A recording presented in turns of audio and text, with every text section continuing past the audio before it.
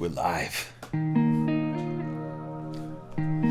This week's first submission winner coming to you from Quarter Piece. It's spicy.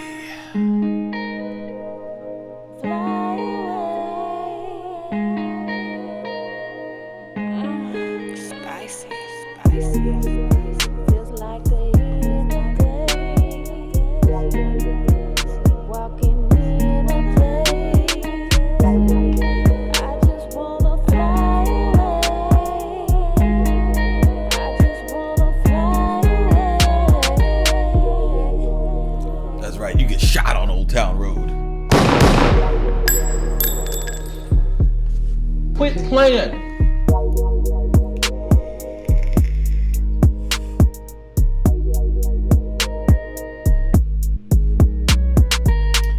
Blaze One, what up?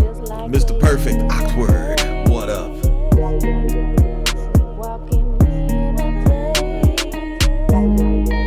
Marty Muerte. I don't know why I'm talking like this.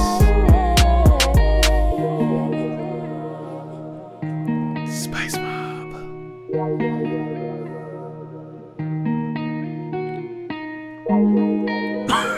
Oh, damn.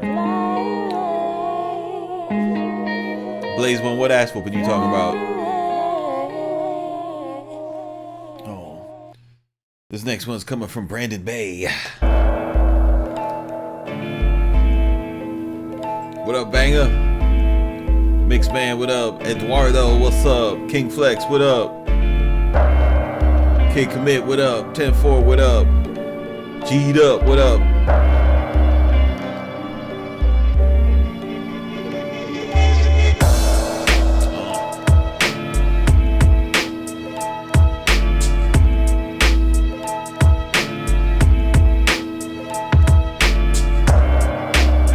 This shit sounds like something that Styles P would throw you off the roof to.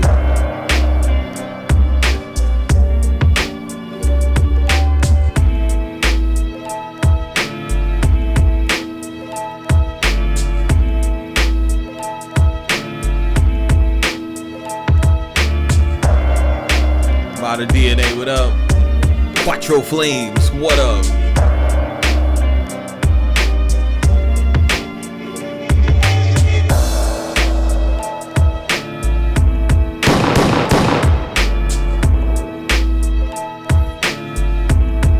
Your common sense. Corey Cash, what's up, bro? Dark Strange.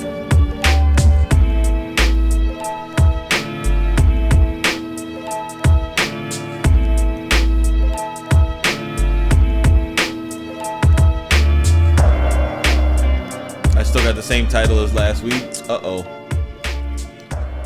Terrible. I'm slacking. What's up, everybody? It's CMP with CraftMaster Productions and Studio1Tutorials.com. Don't forget to stop by Studio One Tutorials. Pick up your premium membership. It is 50 cents a day.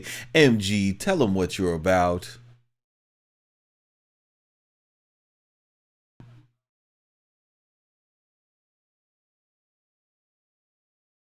Oh, dude, I'm all about pure intentions. I'm not even gonna lie. Full transparency, I am all about rest and recovery right now. I had some drinks last night.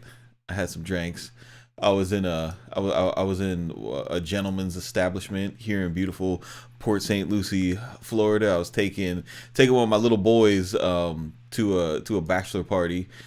My buddies from work, you know what I'm saying? We had to hold young Zachary Snook down. You know, he's jumping the broom. Had to show him a good time. He had never been to a strip club before, so I put a few $100s in his pocket and let him do his worst. It's always fun, dude. Like I always been that dude. Like in my group of friends, I turned 21 first, and so I would always be like, "Oh, you never been? You gotta go," you know. And so I haven't done that in like a decade, man. And just like, you know, just like seeing a guy just sitting there like being all tepid, like I had to call him over. I'm like, yo, if you throw another fucking dollar at a girl's heel while she's turned around and she doesn't see you, bro, like I need you making eye contact. Get it in, dog. But he's a really nice Christian boy, man. So it was fun. It was full corruption. Hold on, I don't got no audio from MG. Trash. See, I didn't even do my proper setups, dog. Well, yeah, we finna fix that right now. I appreciate the chat being on top of it because y'all let me go. Y'all will let me go. I don't like it. Oh, that's not good. Where? Say something, bro. Yeah. How about now? Cause you're my right now. All right, we got we got MG in here now. All right, guys. So, shit. The name, the name of if I know I messed up on the actual title right now, but the name of this one is Choose Your Own Spice because because I am trash and I did not prepare a proper show docket. And just to give you guys a peep behind the scenes of This Week in Hip Hop, I usually go for a fully organized docket. I like to go from front to back, what we're gonna do, how we're gonna transition into it. And MG is just like, man, I'm just a prolific speaker. Once I get to freestyling, it's just really you never said it, but you imply it. So I'm trash. So we need some spicy topics. We need some alley-oops from the chat, man. This is gonna be a fully interactive Spicy Sunday. But I do have some things I wanted to touch on. First of all, you guys, if you don't know, you should know that we gotta have some information going out. If you go to eventbrite.com and you search Handsome Audio for the name of the event and you search Raleigh for the place, you will find tickets to MGtheFuture's master plan meetup. You want to tell more about that? Yes. So the brother Langston from Handsome Audio, the mastermind behind Zulu and Juju and all this prolific studio gear that a lot of us have been using and supporting, he's putting an event together at the end of June. I believe it's June 30th. It's going to be a Sunday. It's going to run from 12 to 5 p.m. It's going to be downtown Raleigh off of Hillsborough Street. And he wants to make sure that everyone gets a RSVP within June or so we know how many people to account for. I believe the event space itself can hold capacity up to 100 chairs, 100 personas. So it's going to be me, him, and I believe the DJ's name is Sutter Kane. So it's going to be the three of us putting on a little, I guess you can call it a think tank. You can call it a demonstration. You can call it a lot of things. I know at least on behalf of Handsome Audio, he's going to bring all his gear out there and let you hear it and see it and find out what it's about. I know he wants to touch on sound design and basically think of it as more like a pass the aux for like weirdos, engineers, future sound designers, and people who like to share sauce in person. You get a lot more liberty and the energy changes because everyone's in the same room. So I look forward to it. I still have no idea what the heck I'm going to talk about, but you know me, rumors around there saying, I'm a prolific freestyle speaker. So we'll see. Yeah, I'm excited. Just to meet up with the tribe and see everybody. Meet Langston in person and everything, and more. And then also, I want to hear what that Juju does. You know what I'm saying? I want to see what that Juju do.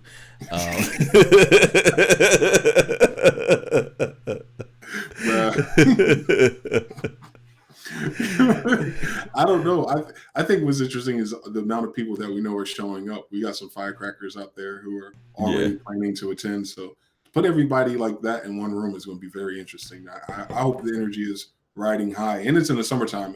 And also keep this in mind, guys. If you come down to a North Carolina summer, bring you a change of clothes, bring you a hoodie just in case, bring you some flip flops just in case. Because I tell you what, boy.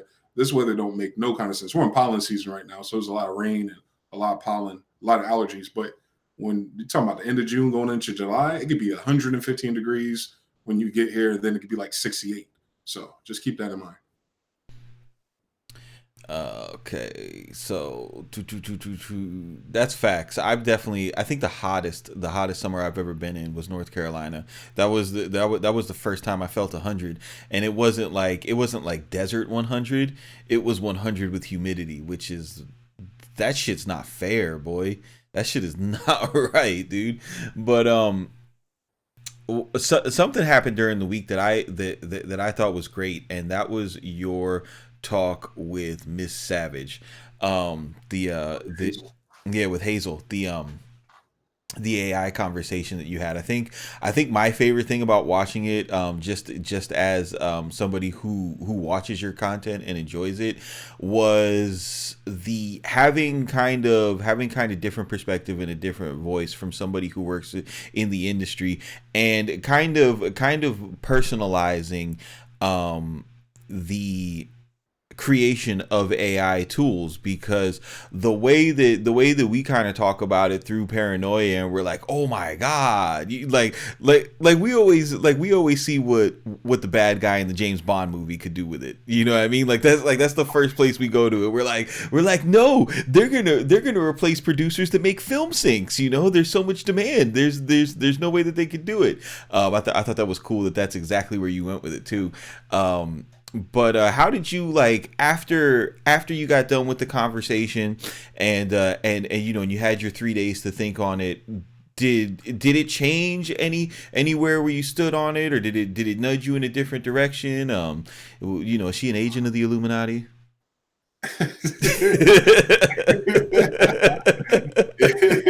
If she is, she may not know it, but I think for the most part, I mean, she gave us a timeline, right? Because she gave us a worst case scenario timeline. And I thought that was interesting, you know, despite the positive reinforcement and the fact that everything's moving kind of light right now. She still said, you know, it could be anywhere from 5 to 10 years before AI is able to make something to human standards that's considered good. And dwelling on that and thinking about that, that aligns with the other timeline, with the AI that Google is working on and that other companies are trying to figure out. The problem that they have right now with AI, and I think that's going to completely change even her business plan, is that our computers are on a type of framework that can't do these equations fast enough. The real problem that we have with AI isn't the ideas or the coding even, or just mapping the neural networks of a human mind. We're not that complicated. I think they give us that false equivalency to make us feel special. We're really not in regards to data. But when quantum computing takes over, or anything that starts computing at the speed of light, whenever that happens, they'll be able to run these scripts and algorithms in real time, just the way a human thinks in real time, and even faster, I suppose. So I think her timeline is aligning up with that one. I know Google has a little ship out in the middle of the ocean working on it. I know we got one out there in Texas. I know there's a university in California that has one. I think there's one out there by you in Florida. I know there's at least 3 quantum computers running the United States of America, causing all the weird little slips that we're experiencing. But when they're finished, and then you can make them run code like what AI needs to do, or human level AI can do, when it gets out of the machine learning phase, that will take less than 5 years. And you ask it to make a song, I don't think we'll get the same answers from her. So the only thing that changed for me was, well, until I hear news about either or, let me just stay on the grind, do what I do. There's nothing really to freak out about right now. Other than that, I'm just talking about the future. So it is what it is. Got you. Well, moving on into something else. With everything that we talked about hardware, especially last week. Replacing effects in our, you know, in our outboard world, like where I'm at right now. I just like I have this desk. It's the Raven core station, and you can put 2 of the touch screens from the Raven MTIs, and I took it and I customized it, because I had the warm audio preamp, and then I got the DBX compressor, and I started to have to I'm looking around my room, and I'm like, yo, I need another breakfast table. And then I was like, no, I'm not getting another damn breakfast table, dude. I have this desk. I paid a decent amount for the desk, and I want to make it functional. I'm like, yo, I build things with my hands all day. I'm just gonna customize it. Screw it. So I got some rack stands. I put it up and everything, and using the compressor as an insert in the actual preamp, and like and once you have pieces of hardware, that's where the whole read the manual thing comes in. There's not a lot of YouTube videos, helping out with that kind of stuff. And then now that I've went back and had to do it, I kind of understand where these guys were coming from, because the manual for the DBX 266, it's only 12 pages. You know Yeah. what I mean? Like, and like four of them pages are like recall sheets, so it's not, you're not, these pieces of gear, they're not overly technical with the functions of them. You know what I mean? Like it really ain't shit to read the manual.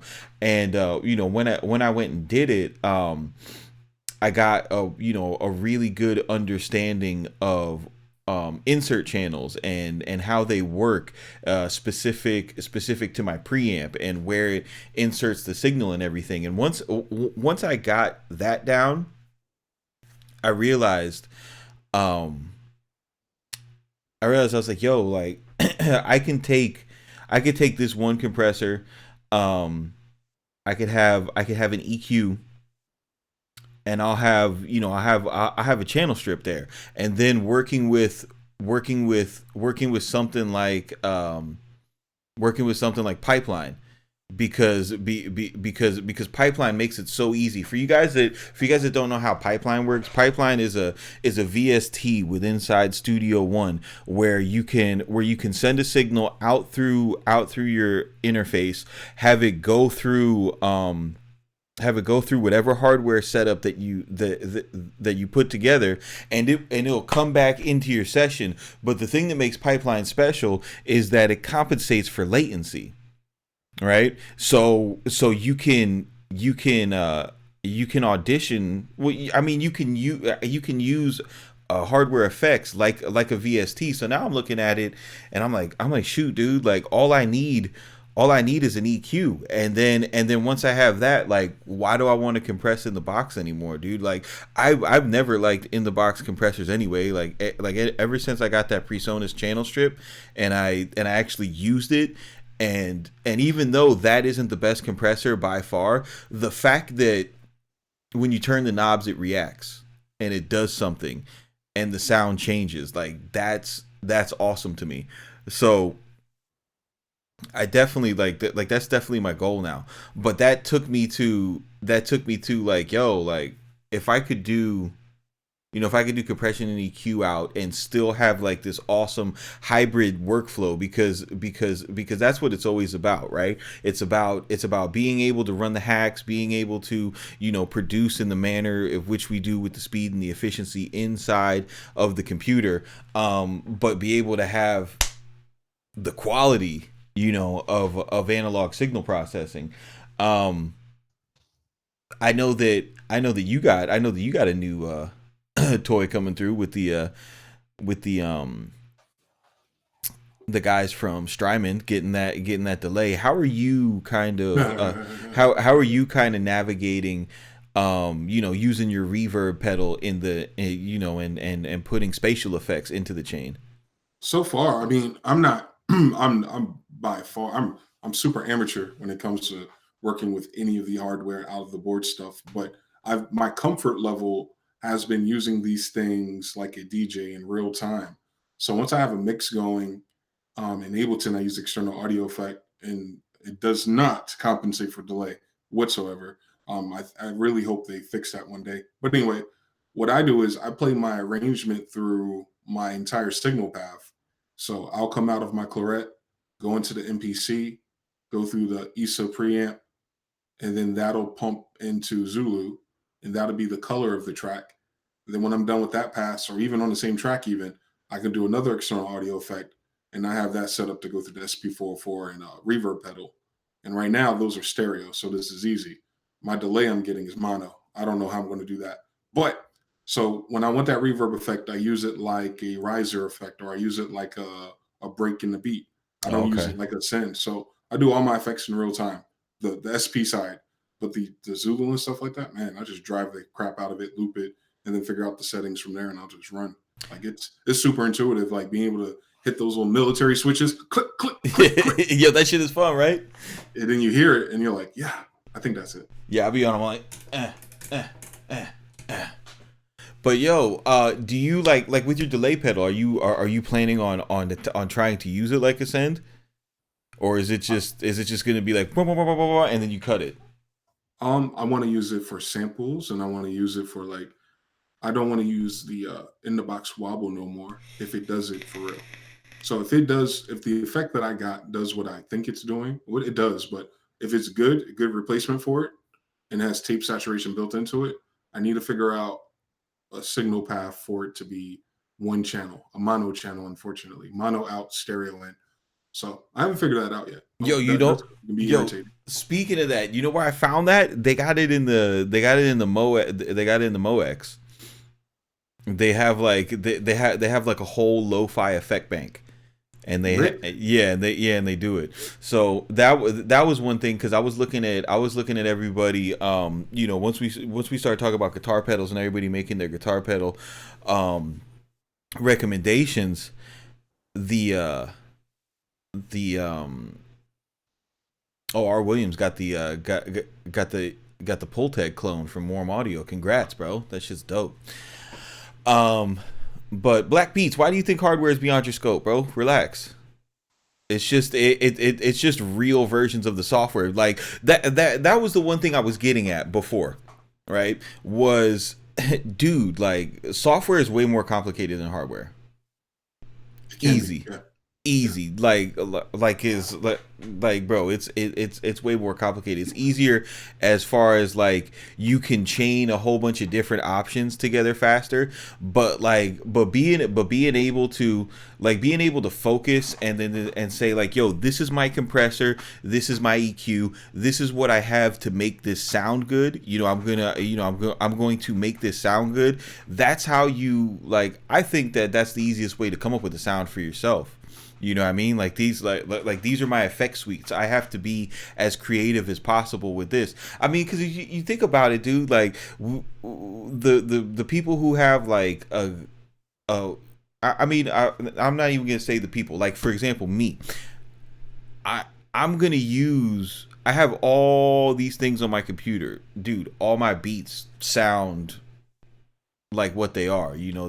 I'm not pushing myself to do anything. All I'm doing is making loud 808s and you know, spatial effects for my melodies and stuff like that. You know, I'm not really pushing any of those pieces of software to the brink, because when it comes to something, and I think this is why we all have so many plugins, when it comes to something that we want to do differently, we don't. I mean, bro, how many of you fucking guys bought the reverser plugin? You know what I mean? Like, initial audio count with a reverser plugin. Like, dude, I got another one, and I bought another reverser plugin. Yeah, well, I did too. I mean, I bought that in the Freak Show Industries, and then I'm just like, why, bro? Like I definitely could have done all of this in the arrange window of my DAW, you know. But it's just like what the DAW workflow does is it makes you obsessed with saving seconds, you know what I mean? And then you combine all those seconds together, and you get to be faster, you know. And but then you get so fast that you got to deal with, you know, people who still haven't figured out how to be fast and good, telling you that being fast isn't good. But that's another thing. Yeah, dude. I finally, but all that was to say was I finally hooked up my DBX. I used it to process the mob music loops. If you guys haven't opened up the Spicy Sundays loops, those are like Detroit slab Bay Area mob music type loops. You know what I mean? If you guys aren't familiar with that music, you definitely want to see, I got somebody right now. Fast, good, cheap triangle. Pick 2, give up 1. Not when you're CMP, boss. Stay woke. But being able to use a compressor, I had some notes for you guys because I know that Langston talked about this compressor, and it's a very inexpensive compressor, and it is a very good compressor. But I had to. It's noisy.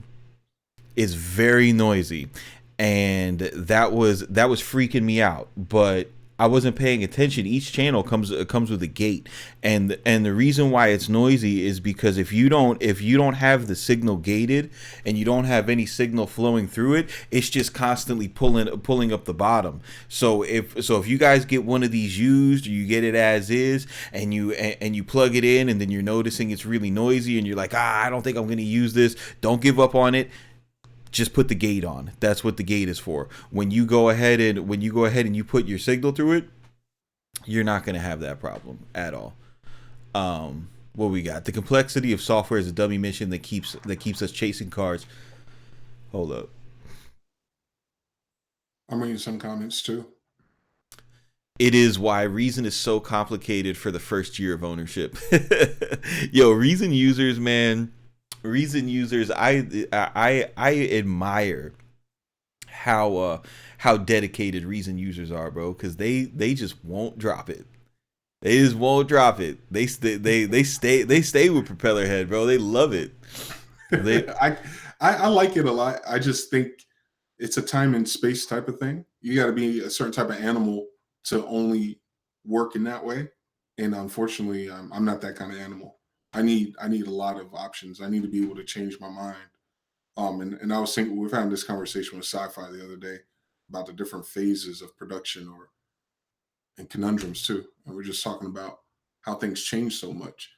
And like because of that, because trap and then lo-fi, then hip hop, then boom bap, and all these things, because I try to do all of that, I can never find one DAW or workflow or space that allows me to effortlessly do all of them.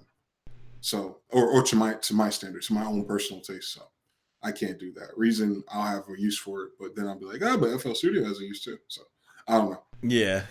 I've definitely noticed that about you. I don't know, bro. For me, Studio One does it all. Like mixing, easy. Production, easy. They, because I was never a piano roll maven in FL Studio, I don't have that muscle memory attached to it. So I don't have that, FL Studio is the best piano roll, bias in my head. So I can go very fast and do the same things. But I could definitely see stuff like the glide notes and shit like that to get to get certain textures you want to. If you're trying to do Chris Brown type beats. Yeah. Yeah, Chris Brown type beats. The I think definitely the next thing I want to add to my rig though is an EQ. It's just so hard like dealing with the whole stereo thing because all of the analog gear is designed for microphones. You know what I mean? The microphones and guitars, they don't design anything for like, I mean, the only thing that we need that's stereo is either the MPC or like a Rompler keyboard. So because like a Rompler keyboard is in the minority, they're not, there's no stereo units. So everything is that's what I'm finding out. And then the mix bus units are really expensive. But that's the one struggle with hardware is you got to buy everything in twos, man. But if you guys are interested in any type of stereo stuff, I mean, I've been searching in Dwarmer Audio. Dwarmer Audio is the truth. I'm waiting till they come out with their stereo EQ. The guys at Mixbus TV did an excellent demo on it, and that thing sounds amazing. I'm gonna be picking that up. I can't wait to have it, and that's what I'm gonna use to complete my holy trinity of a channel rack. I'll have I'll have the WA273, I have the 266, and then I'll have an expensive EQ. Cheaping out on the compressor until I can use a compressor so well that I can identify what the DBX does not do for me. and then if I can identify like, yo, this DBX, I wish it did something else, then I'll go ahead and invest more money in it. But I don't like when people get into hardware and then they run and they jump out the window, they buy something super expensive, and then it's like they don't know what they're doing with it, and they're like, oh man, why did I even get this? Yes. That's why that DBX is dope. It's like under $100 on Reverb. So Yeah. it's not a big deal. I was reading the chat a little bit, and 607 says, all this gear we getting, hype the tribe up to put out some product. There's 400 of us. We should be at least at 100 beat tapes and/or albums. And Science Fiction says, yeah, I don't know that many people who are going to release 67 albums. Or I urge cats to do more. And I think my only hot take on that, because that's a very spicy take. No, I got a spicy take on that, y'all. You want to go first? Okay. Nah, you go first. You go first. They might not like me, bro. You go first. Hit him with first. Yeah, hit him with that Genius Bar language. Holy hidey hole. Okay. So, well, I mean, they might be fire signs, so it makes sense. But I'm the same way too. I'm like that with like what am I more like that with? Am I like that with video games? When I see people with a lot of video games, I don't know. There's not too many things I'm like that about. I'm not like that about music. I love gear so much that, well, let's be honest. Let's be transparent. I don't have a weed habit, so I'm not spending a lot of money on weed. I wear the same pair of sneakers for like months. The only thing that I really have that's a bad habit is cigarettes, and they're still cheap in North Carolina. So because I don't have nothing else to spend money on, I will always end up buying sample packs, loops, even shit I don't need, because that's the part of me that's like, well, I'm working. So I got this money, let me indulge in something. And for me, that just happened to be pro audio, or it's going out of sample-based music into pro audio. But I do understand the pull for wanting people who are investing or revealing that they have more stuff. A lot of people in our tribe always have this stuff, and they're just dusting it off. Yeah. And I understand the push that people want to see and hear the results. My only thing is the only reason why I don't relate to that is only because I do videos all the time with my stuff. And every time I get something new, I'm making a video with that stuff. So I'm in constant creation. In terms of creating a product though, something to sell, that's also tricky for me too, because we put out loops every Sunday. So I've created a little trap door for myself to justify that other part of the equation. Well, you're investing in all this stuff, but what is your output? So I hacked my own output. As long as I'm doing Spicy Sundays, making loop packs, making beats for Twitch and YouTube, I'm lit. Now, for everybody else, it might be different. We got to remember a lot of people they might have expendable income, but they might not have expendable time. So a lot of people get this stuff for the weekend. You know what I mean? Yeah. Play around with some knobs, watch some videos, make some track that they had back in the day sound cool, and then they shut it all down until next Friday. So for me, I don't want to push people too far, because we know, like 607 knows, you don't need all that to make anything. But people don't get this stuff because they need it. So it's two different conversations. Yeah, the kid with Fruity Loops is putting out records and getting products. I guess what we're saying is I don't like the way that shit sounds. So I don't give a fuck. I don't give a fuck what the FL Studio kid is doing. That shit don't sound good to me. Never has, in all honesty. Like, I was that kid who knew FL Studio didn't sound good and used it anyway, and try to get it to sound better, and try to figure out which plugins to do this and which hacks and which way I can finagle it. Can I mix it down in the window? What can I do to make this bullshit sound better? Now imagine that on the spirit of everything in your computer sounds like shit now once you run it through one of these boxes. Then you go, oh, I get it. So I'm only speaking for myself. That's where I'm at with it. Yeah, I just read his comment again, because I don't want to. 607 is cool as fuck, bro, and I don't want to like say something and like have it be like I'm like down, like talking down to bro, because I would never. He says, MGtheFuture, all this gear we're getting! ! Hype the tribe up to put up some more products. It's 400 of us. 400 of us.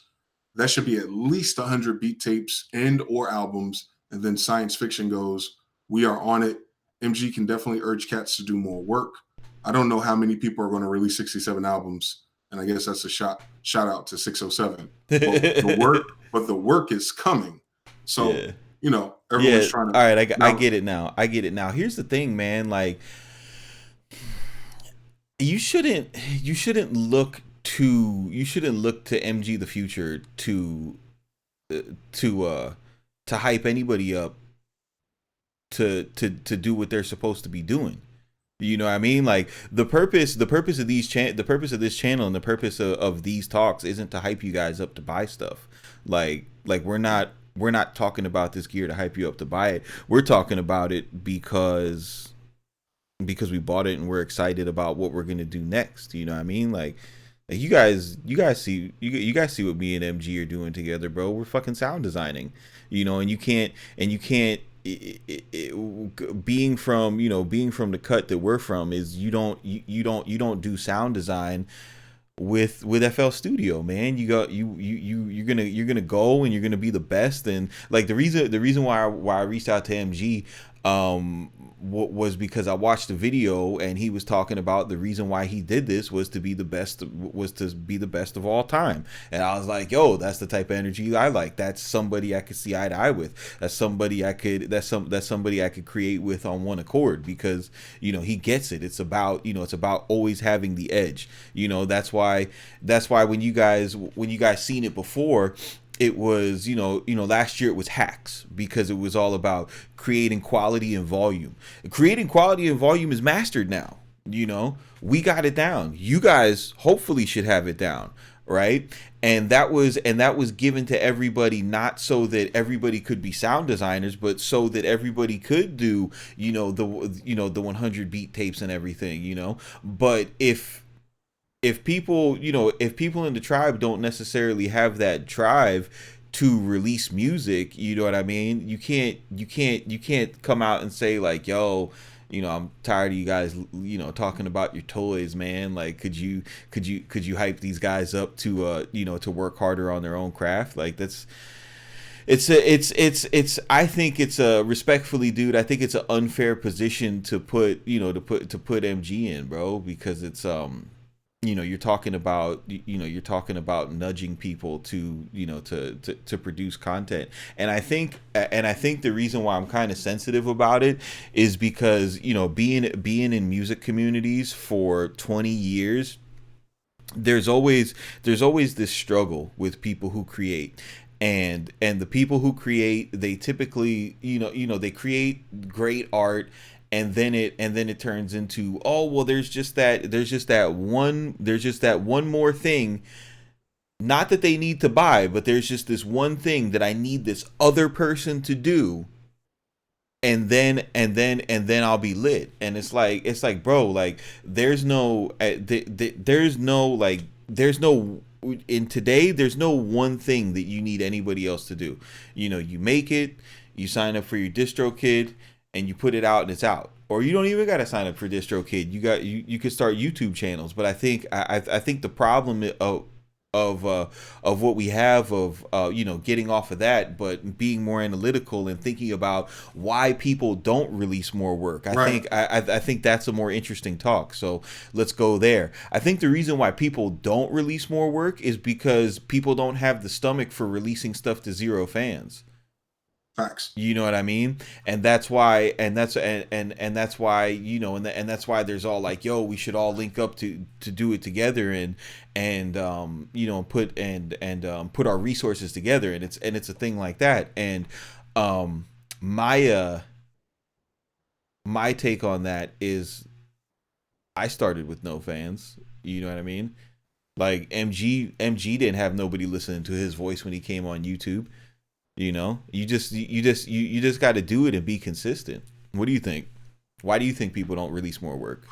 Why people? Because people don't have a reason to. So you're always going to fall in. I'm going to break this down into the two pots that I've broken it down before. There's only two type of decisions you're going to make as a creative. You're going to make a decision for money, or you're going to make a decision for legacy. There's the only two options you got. Like literally, like either you're buying, investing, and doing things to get you more money, or you buying, investing, and doing things and giving to create a legacy for yourself. And the part that a lot of people have wrong is that they treat it like a coin that they can only choose one side. When the reality is a little bit more transient. Every decision, you're kind of like moving left and right, like you're going down this path. Some people go too hard into the money part, and then you start to see it, and it start to look kind of gross. And then some people go so hard into the legacy part that they start sounding like a starving artist. So you always got to figure out a balance with that. So with me personally as the beat maker, putting your beats online, creating an environment such as a store, a channel, fancy graphics, and social media, that is a money play. And in order for it to make money, you have to treat it like a money play. Don't treat that like a legacy play. And a lot of people are mixing these signals. Because I'll give you a very clear example. Take someone who has a BeatStars profile and little visualizer graphics. You're going to look at the messaging in their profile. Click this link to go to my BeatStars account. When you see them on Twitter, when they repost, check me out on my BeatStars account. Everything is about getting the viewer or the listener to a BeatStars store for them to buy. They are on the money play. Then there's other people who are in the legacy play, right? Where they're not selling you anything. They put the HD camera with the nifty 50 lens on them with a plant in the background and this crazy ass semi-modular wall, and they're just playing these fucking arpeggio loops. And if you like them, you're like, yo, where the fuck is your music at? They're two very different people. Yeah. We just have too many people who are in the dead center. We have too many people who look like legacy people talking about money, and we have too many people who actually want money but are talking like their legacy. And I'm always repeating that and saying that, yo, you just got to give yourself permission to choose one. Now, when it comes to investing yourself in all of that, I think a lot of us have realized that maybe the past 2 to 5 years didn't work based on the old tool set. So this reinvention period of people picking up new stuff or experimenting with new sounds and workflows is just for them to get ready to go back into the marketplace. But the reality is, man, I've been online long enough, man. Most of the most talented people never go to the marketplace. So it's always this other kind of spirit that wins. And the reality is the type of spirit that wins is the tight beat spirit. They're the ones that win the most. And the other ones that win are the ones who don't give a fuck so much that it's gross, but someone ends up cutting them a check anyway. Everybody else in the middle, you got to find your lane, man. It's really that, like I was just talking about this. It's so funny. Like all the producers from my class online, they ended up working with being signed or getting a production deal for sounding like the person that signed them. And I don't have to say no names. They have their own styles and they have their own sounds, but I remember, my ear remembers, yo, this person was always copying that person. And then how convenient is it that they got picked up by that person? And then we have the other people who you never hear from, who never post, and they'll fuck around and be on some pop stars album. And that might be a location thing or a relationship. Yeah. So I honestly, you just gotta get your goals really clear. I don't think mass volume of product in a store works if you don't understand the mechanics of the store. So there is no rush. But if you like releasing music and you want to build up a fan base, believe it or not, people aren't building up fan bases for music off of music no more. We're in such a weird spot, aren't we, bro? Because I have more people listening to my music now, and I'm not even making music. I'm just telling people how you can make music. Yeah. That's so weird. Like, but I knew that. But I knew that 5 years ago that I had to change something. And I guess that's what brought me to YouTube, right? Like I was making all these beats and all these bridges, and I had all these sounds, omnispheres and nexuses and all this bullshit, and I was doing the best I can do, making R&B bridges. No one gave a fuck. The people who listened to it liked it, but no one gave a fuck. It didn't push me over to either side. Right. So then I go, well, how do I create something bigger, more momentous, which you guys are witnessing right now? And think about what I'm doing. I'm not releasing 100 beat tapes. I'm not releasing a beat every weekend. I don't have a BeatStars link. I don't have nothing at all to do with beat making. Yet my whole channel is about beat making. You see what I'm saying? So I don't know, man. Yeah, I don't know. Did anybody in your chat have any input on what we were saying?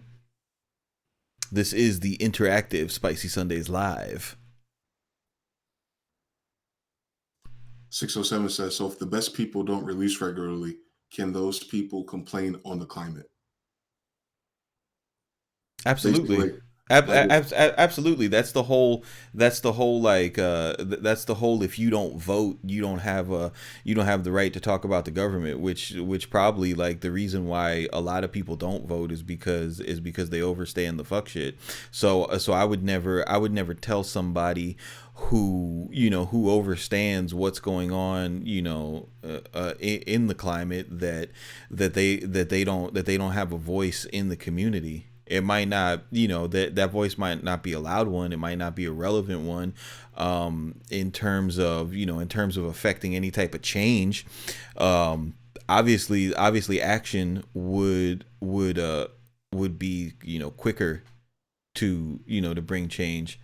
But I mean, if what 607, if what 607 is pivoting towards is that, if you don't like the climate of music, you need to release, other music to, to catapult it or whatever. I don't necessarily think that's how climates of music change. I honestly think that stuff is, it goes in, it goes in generational cycles. And we're in a place where hip hop music, like, bro, we know what happened to hip hop music. It was, it was thoroughly, changed from being a mirror into what was happening in urban communities, and and because it got so popular, it wound up affecting the suburbs, and and affluent areas, and the people who were really interested in started to develop empathy for, for those that were going through those situations, and that was dangerous to, to our government, and to our capitalistic caste system. So it was tightened up and cleaned up by, putting out a bunch of negative stuff, stuff that's shining the light on, foolery and fuckery. You see it with the clout chasing now. And it's not to say that, something can't be done about it, but what you're talking about is, you're talking about going up, against a system of severe indoctrination that has been in place for like the last 22 years. They've been going hard with it. They've been going real hard with it. So all of that is to say that I don't necessarily see the point, but you have to really, like, when it comes to releasing music, I'm going back to what MG saying, is you have to know, like, yo, like, is it, you doing a legacy play, or is it a money play? If you're talking about a strictly legacy play, then don't worry about the art, don't worry about nothing. Start your YouTube channel, put a million bajillion songs up, learn to do clickbait and keyword hacking and stuff like that, and try to get on people's radar, and if the shit is powerful, it could catch on if it's really got that spirit. But I don't think that, I don't know, like, how that fits into, I don't know how that fits into, like what's going on here on this show, for example, because I don't think that, God, it's still fucking with me though. Like, I don't think that I've ever been, me or MG have been unclear about, like, you guys releasing your stuff. You know what I mean? Like fucking MG did a whole, condensed 15-minute tutorial on how to do your album art, real quick. And we're always talking about hacks. We've increased the workflow 100-fold, and given everybody all the tools to be able to be factories. You know what I mean? Like if you go through our two channels, like, we've given you the tools to be factories. Yeah, go ahead, Banger, with the request. And I mean, honestly, bro, like since the tribe brought it up, like, I'm disappointed in the output. Straight up, dude. I've talked to MG about it. You know what I mean? Like, Like, if we're gonna ask big boy questions, I'll give you a big boy answer, dude. And that's not singling anybody out. I'm not speaking directly to 607 saying he hasn't put out enough music, because we know 607 put out a ton of music. But I think about it, and it's like, bro, there's 120 loops out there and not one beat tape. You know what I'm saying? And those loops and those loops, like, all they need is drums. I think, and that music could be up, and that's just one example. That's just one example. Don Random chimed in. These colors are so hard to read on black. It says, "There's nothing else you guys can do. People just need to take a shit or get off the pot." And I'm very careful with my messaging about with artists, and I'm as spicy as they come. I could be really mean spirited, but I don't use that energy towards people who are creative. And what I think I'm learning, or what I'm focusing on, man, is like, you got to be crystal clear on what you want, man. Because if all you want is money from this, you could probably focus on that and hack it and get the money, and be someone who produced ice cream paint job or something and make $1 million on ringtone sales back when that was a thing, right? Like, there's a lot of people who did the money play. But I don't know, man. Like, I'm just, because I'm older, like, I'm not thinking of it like a 17-year-old anymore where anything's possible. I'm not thinking on it like a 25-year-old no more, where I have mobility, and if I just relocate myself, anything's possible. I'm not even thinking about it like a 30-year-old no more, where it's like, yo, I got to make something shake. Nah, like, I just do what the fuck I want to do. So, and the reason why I got to that place where it's like, yo, fuck everybody else and fuck what everyone's talking about, is because I went through all the gates. And it's really unfortunate that I didn't document it since I was a teenager, right? So I went through the gates of the internet, competing with the best beat makers that were there, trying to get #1 or top 25 charts and slots, and hoping that meant something. I did that several times over. It never meant anything. Maybe I paid a bill or some rent, or maybe I bought another fucking rack I didn't need. I don't remember anymore. But I just know that didn't quench the thirst. All right, boom. 2007 came around. I went to Atlanta. What should you do? Network with people. Go to the studio. I got offered the B room at fucking Mudknock Studio out there off of Brown Brothers Road. I had to go. I had to shake. Real life shit happened. It interrupted me. Who ends up being there? Drugs Beats ends up being there. Y'all know who he is. That could have been me. Maybe. But I can't do shit about what it could have been. Then I'm working at a fucking restaurant, busting fucking tables. I get a fucking phone call on my roommate's phone at the time. And he's like, yo, this guy is talking about he's Timbaland's lawyer. I'm talking to Bob Celestin, and he's talking about, signing this paperwork for this group that he's managing, trying to get out into VH1 and all these reality TV shows at the turn of that century. And they're talking about, yo, just sign over your tracks. There's no producer fee. There's no guarantee you'll be on the album, but we really want to use your tracks. Oh, wow. I love Timbaland. You're his lawyer? That's great. Oh, you're not paying us for anything. Oh, you just want me to give you permission to use the demo so you can secure a deal for your artist who you represent, but the producer or beat maker who's part of this project, all I'm doing is signing away permission so you can monetize and do what the fuck you want and exploit what the fuck you want, but I don't get anything. I was smart enough to know that was a dummy mission. So I said no, but maybe it could have been something big. Maybe not. Maybe they would have got clouded up and used their best friends who were producers in Florida when they were done. I don't know. Like, what I'm saying is, every time you go through a different gate and a different challenge of relying on someone else, which is what CMP was saying earlier, there's always this other thing or other person. I went through most of that shit, bro, and no one has crossed me over, bro. There's really not anyone that I can point to for real, that's helped me change or do anything that I've always been doing on my own. Nah. It's rare, bro. And as you get older and you do this and you get better at it, and you invest in yourself and all this, you start to see this clearer picture, bro, that you have to make it happen. Yes. That is the difference. The reason why we know P. Diddy is because he made it happen. The reason why the whole VA bounce movement is because they made it happen. The whole reason why a Dr. Dre, because he made it happen. That's what those documentaries and movies are about. The one thing that all these individuals say is that no one fucked with them. No one gave them a handout. No one understood their vision. And people were always trying to fucking rip them off. So they had to put themselves in a situation where they had the money, time, and talent around them to do it their fucking self. So bring that fast forward to the moment we're on with the internet. What can I do by myself? I can make content by myself, make videos by myself. I do social media by myself. I make beats by myself. I can remix by myself. I use Vocaloid by myself. I can distribute through DistroKit by myself. Do graphics by myself. I can do 3D by myself. I'm Metal Gear Solid in this bitch. I'm Solid Snake. I do everything by myself.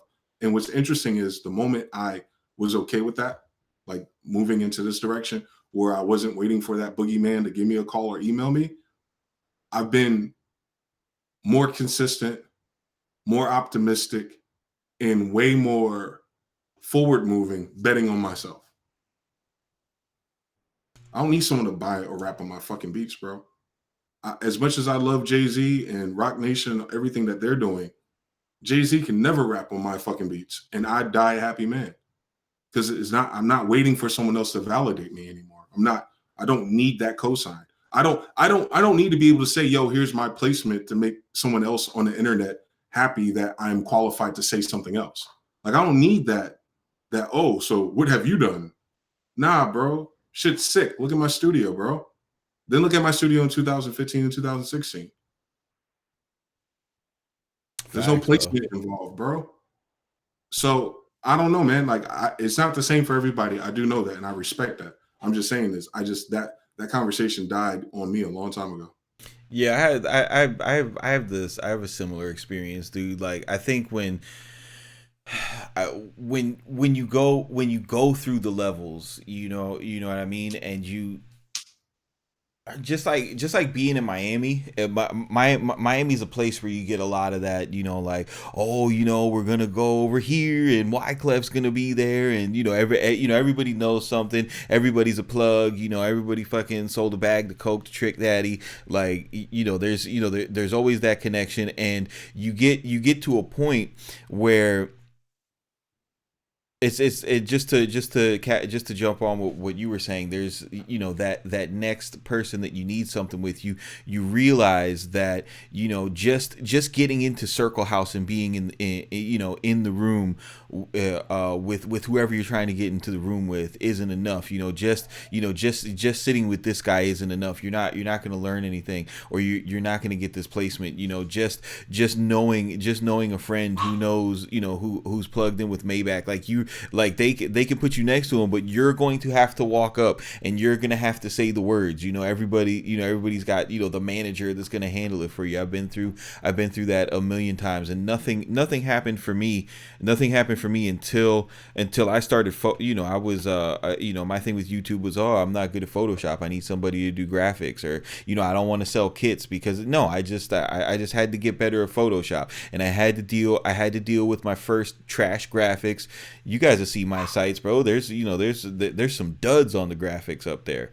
There's some really bad shit up there, but I just had to keep going and keep moving. And it's like it's crazy because Blaze wanted Trick Daddy does coke. Man, you never heard a Trick Daddy song? Fucking what's it called? The thing is the whole needing some. Because I got so good at doing everything by myself. The people in the city, I've always become that person that they need. That they need. If you could just do this, like if you could just reverse the curse words in my song, we could get it played on the radio. Like, bro, you got Studio One, you're using my license. Why are you bothering me to reverse curse words? You know what I mean? So I have so much experience with that question that I have an automatic retort to it. I'll give you guys an example. I have a situation where my buddy, he was telling me, he's like, yo, I want to come together with you, this person, we all come together, use the same shit, come together, use our resources for a greater goal, and it's like, okay, well, this is what I can do, right? and this is how I always handle it. I'm like, this is what I can do. I could do all this, but what I need, but in order for me to get started, I need you to do this one thing. And that's how I find out if you're full of shit or not. You know what I mean? That's how I find out if everybody is full of shit. And I'll give you guys a little life pro tip. If you ever run into one of these type of people in music where they need your beats to do something, and they need you to switch up, and they need you to take time out of your day and your hustle and what they're doing while they're shitting from the mouth, telling you all these things that they need you to do, and if you do all these things, it's going to make their spot in music exponentially better. What you do, real quick, just think about just say yes, and just think about one thing you need them to do for you to get started. And if they can't produce it for you the next day, then that is a certified dummy mission, bro. Dummy mission. Yeah. All day. Conundrums is saying that he thinks the fork in the road with people is he thinks that people who are busy and creating don't have time to consume our content or entertainment in general. And he thinks that most people in our tribe, it seems like, are the people who are more entertained by technology than creating music. And I think that's an interesting hot take. I mean, that could be a thing. The young guru watches, so I don't think that's true. Warren G watches, that's definitely not true. He has a whole another business of selling barbecue and stuff. It's like a food truck and stuff. He's popping off. Battle Cat watches. He's one of the most prolific MPC users we know. That's not true for him. I know some brothers in Toronto are watching. Their records come out almost every other month. That's not they make big records. I know. I don't know conundrums. Like I said, I know so many of them. I know so many of those one more guys, and they have time to watch. So I don't know. I don't know, man. Like sometimes you get hip to stuff. Like there's this thing, there's this folder, right? And I'm not going to say what it is or who it is, but CMP knows what I'm talking about, right? There's this folder that exists, and I was listening to it, and my mind was blown. And when you connect what this is that I'm talking about to the output that we hear, I go, the people that we think are working really hard, they're really not working hard with these folders. Y'all would cry if you heard this folder. If you knew what this folder was, your feelings would be hurt. So I think that's an illusion. I think a lot of people consume the content, especially mine, the Melodyne stuff, is because this folder exists. I think a lot of people want to know what the best 808s are and things like EXO and stuff, because whatever it took them to do 30 minutes to do a beat, now it's going to take 10 minutes to do a beat. Why do people want to speed up their increase to make beats? Because the frequency of their opportunities have increased. That's all. Yep. It's not really it's not a thing about, how good or bad you are or any of that. No, it's just that the people who work really hard, that's a seasonal thing. Like no one works really hard for 20 years straight. I don't care what no one says. I've met too many people to know. I know people who play in bands who stay up on weekends doing coke and drinking. Like they're not working all the time on their chords. Like it's not that. So, and you see the people that you're aspiring to be on Instagram. They're riding on elephants and shit. You think they're thinking in their head like, yo, what if I sidechain that shit? That should be crazy while they're on the fucking elephant in fucking Indonesia. I don't think so. And I don't know. It's just different for people. Like Apple, like Steve Cook and all these guys, or Steve Jobs and Tim Cook and all these guys. Apple takes the whole month of December off, and they're like a super duper $1 billion company. So they take a whole month off. You feel me? You know what I'm saying? So it's not a frequency thing. Your attitude towards things change when your opportunities change. What I'm saying is there is no correlation to how good your beats are to the frequency of opportunities. I could promise you that. How did we get there from Conundrum's comment? Because what he was getting around about the tribe not having a higher throughput or output is the fact that they're more entertained by what we do in terms of technology than actual creatives. Like they want to learn and consume content more than they want to make something. Because if they wanted to make something, we would have saw one video and just made 100 beats already. Yeah, I mean, I don't know, bro. I think that's another topic we could touch on. It's we're in a really cool space with content. Period. You know what I mean? Because um people I look at my mobiles, and people are watching my tutorials on an iPhone. You know what I mean? And I know you can't see piano roll on the iPhone. They're just they're just listening. So the space that we're in with people, especially like millennials and younger, like opting not to have cable television and things like that. We've kind of filled in, and not just you and me, but everybody who has content like this, we're filling in that we are filling in that entertainment space. And I think Conundrums, he has a valid point. There is part of that, and I think what we're all trying to get to in this conversation is what is it? And I've seen a lot of different responses. That's one of them from Conundrum. Somebody was in here talking about there's the whole perfectionism aspect of it. But I think when it all comes down to it, it's that question that me and you get all the time when a new piece of software comes out, or we get a new piece of gear. What's your favorite question? Is it worth it?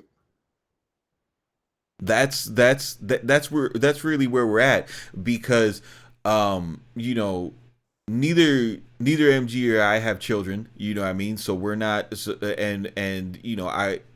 MG's doing his channel full time. So we don't have that constraint of time where we got to come home, get the kids ready, negotiate with the wife for whatever's going on, figure out the whole time thing, and then sit down and breathe, and then enjoy our creative output, and then to put to potentially put business and release, and then you're talking about mixing and mastering, because you have the anxiety of sharing it with the world. I could definitely see how men and women with families, that would be exceptionally hard. And for reasons like that, that's why I've never like spoken up publicly like, yo, I gave y'all so many samples, how come you don't have a beat tape to every set of my samples, bro? What are y'all doing? Y'all playing with yourself? That's because I know the ages of our tribes. It's a lot of parents. We're taught hard work equals the bag, but I think smart and efficient work equals the bag. There's plenty of hardworking 9-to-5 people with no bag and won't ever get a bag. That's Action 903. Yeah, that's that's what we were talking about. To go back to the folder talk. And that's that folder, bro. That shit was something else, dude. But I knew it was going down like that. Yeah. Me too. But I didn't realize how much people didn't do. I guess that's what threw me off about it. Well, I mean, my heart was broken like when I found out Max Martin's drum loops were a loop on the CD and not single shots on the CD. but I mean, bro, like, and it's crazy because I had been told about products like that in the past from people in the industry who had used them. I had been told about their price point, their availability, and like, I was trying to get one. Those folders are legit. But that's the whole thing where when you're in the music industry, it was the same thing when people used to get exposed on SoundClick for using construction kits. Yeah. Right. That was a big thing in the forum. And I remember when a few of those people got exposed, and people thought like it was going to be a big deal, and it wasn't. Those producers still went on to be popular. They still went on to do business. And the reason why was, their explanation was like, hey bro, like, we sell a lot of beats. We have a lot of opportunities, and doing a high quality output, we can't be here making every melody, So if there's if there are tools out there that that are of a quality that is so high within the genre that you don't that all you have to do is not mess it up, and at that point all you're doing is managing opportunities. Like, why would you do anything different? That's the question. That's very important. So if we follow that trope, if the end of the day, if you reverse engineer what's happening, there's an artist that exists and he has some goons and some street dudes who are friends. Those goons and street dudes become managers or friends with managers, and they reach out to producers who will probably have mutual goons and friends from a whole different set of business. They go, yeah, that's my artist. Yeah, that's my producer. We should do some work together. Cool. We'll do some work together. If the work together is just opening up Fruity Loops, accessing this folder, and then like making sure your 808's in key, which Studio One can do in 2 clicks, and then that becomes this big record that everyone's geeked out about, literally. I'm sorry to bring it to you guys. All that work and practice and plugins you think you're getting is not what's happening in real life. So that's why I say you gotta be very clear on what you're asking for and what you're talking about. If you're talking about becoming a quote unquote industry producer for some of the biggest records, you're not going to do. You're not going to do. It's not happening how you're trying to do it. I promise. I can promise you that. Why? I promise you. Because people are like getting plugins and studying and researching and practicing and making 100 beats. You just send me that folder, bro. I'll have all 20 done tomorrow. Yeah, no, that's yeah. There's dude. There's so much cheating, bro. There's so much cheating. But it's not cheating. That's business. No. I know, but to explain it to the tribe, they will filter that as cheating, bro. Like, bro, we know who we're talking to right now. If it was, But what's crazy, I mean, bro, because everybody's still asking, like, should I use loops? You know what I mean? It's too late. I mean, we're on Spicy Sundays 12. So if people haven't picked up on it by now, then they never will. They're one of those people that never will.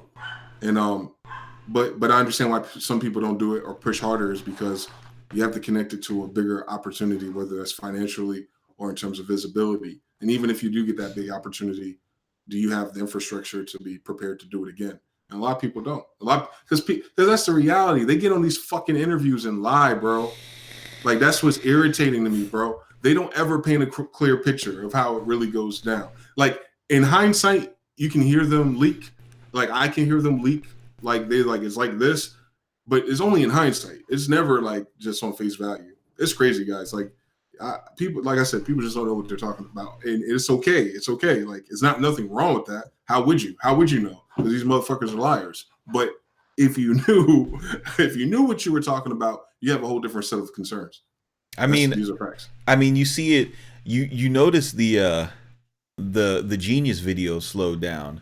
Yes, because they dropped like they dropped like six. There's no lie, 16 in a row, and they all started like this. Yeah, so I got this sample from my friend, and then they pull it up, and it's it's straight through the project. It's the whole beat without the drums, dog. And like, bro, like come on, man. Like, I was like, are you guys making beats with pure intentions? Bro, they were finessing with pure intentions.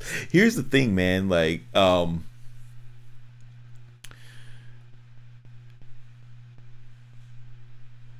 we're gonna how do I do it? Like, bro, y'all just need to. Okay, so simplicity opens up the door for introducing complexity back into the fold, right? Okay, so Travis Scott's amazing album that everybody was like, oh my god, this is so amazing. How did the producers make Dean? Is such a maven. Okay. I wish Water was around, bro. We would fucking break his heart, dude. He would jump off a bridge right now. Yeah, Curtis would be done right now. He would be done right now. Shout out to Water, bro. But Travis Scott's album, it was praised as such a landmark in trap production, and that is because when you work with the resources that the producers who were producing on that album have, the only way to introduce complexity into the songs is by switching the beats. and you oh my heart. Okay, and he wasn't the first one, to do it. It was done a lot on Damn too, but think about a Beautiful Morning, Life of Pablo. If Metro don't trust you, Metro did, for all intents and purposes, did like a little 4-bar kick pattern, straight hi-hats. Yep.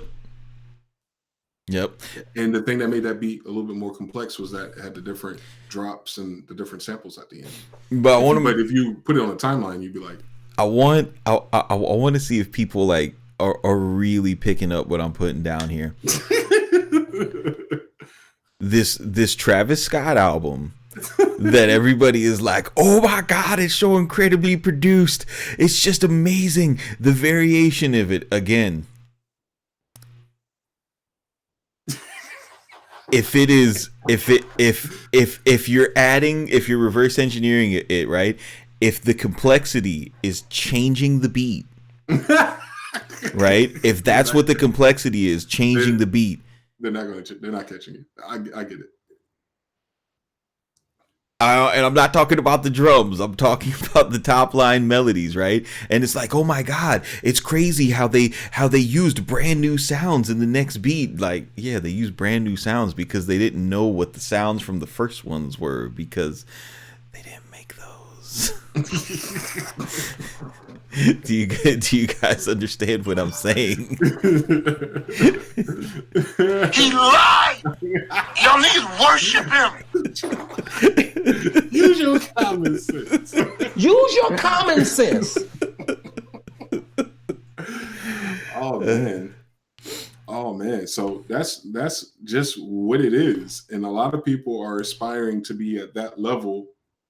And you're aspiring to basically to bust down your Tatiana credits by 10 people. So it works for somebody. It'll never work for me. I don't understand why there's so many producers on the track. How come so many people have writing credit? Dude, these people are fucking accusing the rappers of having ghostwriters. Like, nah, bro. No. 2 people wrote the melody, and then 3 people wrote the drums. Nobody wrote the raps. and those are what do your boys say? Killmonger say, and these are your trap lords? These are your super producers? Yo, I feel that Killmonger scene more and more. The more I learn every day, it's just sickening. It's like, yo, bro really stunned on us when he put together that 4-bar hi-hat loop. Damn. I wonder how many instances of looperator that took. He deserves that check and that clout coin. Yeah, like when you see the guys like that video that has the 16 producers on it doing, and like Simon Servita is like trolling. He just fucking I fuck with Servita for that, bro. Servita gets it. He was like, bro, why am I here? I'm here so I don't get fined. He was here so that he didn't get fined. yo, Simon Servita's a real one for that, bro. Because he's like, dude, I could have done everything you guys did. Fuck you guys. But yeah, man. I mean, are you guys understanding what we're saying here? Like, you guys really picking it up? Like, 16 producer grind interviews. Go back to not producer grind, 16 genius interviews. Go back and watch all the deconstructeds. Right? Go back and watch all the deconstructeds, and then go listen to Astro World. Okay? And then go look at the credits to Astro World. And I want you guys to see, like, I want you guys to put it together. That's hilarious. The Conundrum says, Why does it take so many people to make a beat these days? Speak on this. Is it like God mode to be able to make a beat start to finish yourself? I swear that was entry level about a week ago. Conundrums we just told you, man. I mean, someone else got it earlier. Someone kind of just threw it out there, and Shane says she got it. Who said that? Piff said Kanye's been doing that for most of his albums. Exactly. It's the Kanye West, Gamble and Huff. It's Dr. Dre's been doing it since the beginning. Like, bro, have y'all not noticed, like, Dr. Dre, right? You're Dr. Dre. Yeah. You notice when he was with NWA, he had Yella. Yes. And those records sounded a certain way. Yes. Then when he was in Death Row, he had Daz. Yeah. And those records sounded a certain way. Yes. And then he did Aftermath. You got Mailman. And those records sounded a certain way, but Daz's records still sounded like Death Row. I don't know. I don't know if y'all were ever up on how great of a producer Daz Dillinger is, but yeah, Daz's records still sounded like Death Row. So that was always curious to me. And it ain't no fun. You know, this is all been, you know, and then once Timbaland and Daz, Timbaland and Dre linked up, when like it was like 2003 or 2000, like when Eminem did that and Dr. Dre did that diss to JD because JD was talking shit about Timbaland, that say what you say and that shit. Then you notice Timbaland music started to change, you know, started having danger around him. Like this is like Wisdom and the Court, and this is something that's always been done, like face to face in the industry. It's always done face to face. So now, because we have tools like the internet, you know what I mean, that is a normal working condition within the industry. So once you get into the industry and you meet real producers, and I'm not talking about like what you call a real producer on a beat forum, like, oh, a real producer is somebody who does the melody back and forth. No, that's false. A real producer is the person who puts the record together. So that's what I'm talking about. I'm talking about a real producer, right? So when you meet real producers and you go in there as a hip hop producer and you're like, no, a real producer is the one that does everything back to back, and they're like, no, you see, I have actual records and this is how I produce. And then you're like, wait a minute, I think I want to be a real producer too. I mean, it goes back to MTV Generator and Hip Hop EJ. Yeah, those are the most. It was the thing you're looking for is always standing right in front of you. You're looking, like I say this to myself out loud, and sometimes even I don't catch it. I started with Hip Hop EJ. Hip Hop EJ had drum breaks produced by someone, scratches made by some DJ, EPs and Rhodes and Wahs produced by some guitar player and keyboardist. It had some acapellas from some rapper, and you sit in EJ, and it was the first program I've noticed on Windows that had time stretch, real time pitch and time stretch, way before Fruity Loops and everyone else. And we still can't get that at MPC, but that's another story. So it puts you in the mind state as a real producer. And what's interesting and funny about it is that when you go online with those beats, or working that way with Acid Pro later on down the line, or Apple Loops even, that you've heard in a lot of big records that you got excited about Nas rapping on, is from the EJ workflow. And that's because that is the super producer workflow. Yep. The end. Everything else you've learned how to do and want to do has just been a dummy mission. If you wanted to learn how to play keys so you can play in church or play in a concert, that's dope. But you're not learning how to program an MPC to do that. If you're learning how to program an MPC because you like making hip hop beats that are sampled, cool, you should do that. And you'll notice that that's why your Marco Polos and Jake Ones and a lot of those guys are one-dimensional.